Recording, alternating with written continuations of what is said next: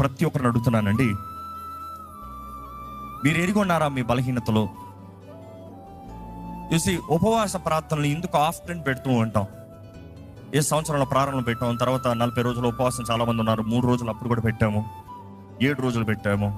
చూసి you might wondering why. మొన్న already చేశాను, గతంలో పాపాలు ఆల్రెడీ ఒప్పుకున్నాను. సరే, గతంలో పాపాలు ఒప్పుకున్నా బాగానే ఉంది, ఒప్పిన పాపాన్ని మరలా ఒప్పుకోమని చెప్పట్లేదు. కానీ మరలా ఏమైనా బలహీనతలు కనబడ్డాయా? మరలా ఏమైనా దారి తప్పారా? మరలా దేవునికి ఇష్టం లేని కార్యాలు, క్రియలు ఏదైనా జరిగాయా?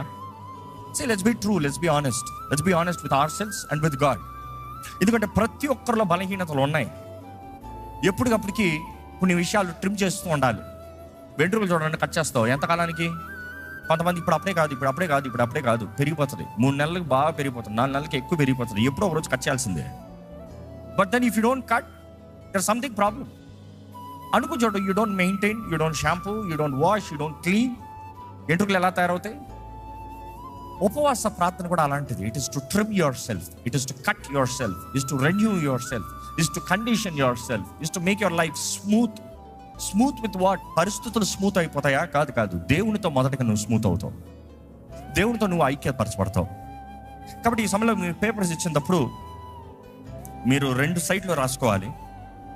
ఒకటి వచ్చి లార్డ్ హెల్ప్ టైటిల్ పెట్టుకోండి, దేవా సహాయం చేయి, దేవా సహాయం చేయండి రాసి ఏ విషయంలో దేవుడు నీకు సహాయం చేయాలి అని ఆశపడుతున్నారో రాయండి.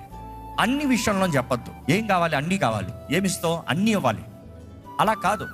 Be specific. దేవా నాకు ఈ విషయంలో సహాయం చేయి, నాకు ఈ విషయంలో కార్యము జరిగించు. రాయండి. Right with faith. ఆన్లైన్లో ఉన్నవారు మీకు కూడా ప్రభునామమున శుభాలు తెలియజేస్తాను. లైవ్లో వీక్షిస్తున్న వారు మీరున్న స్థలాల్లో మీరు ప్రార్థన చేయాలని వేడుకుంటానండి. Maybe your at job but keep on interceding, have communication with the Holy spirit.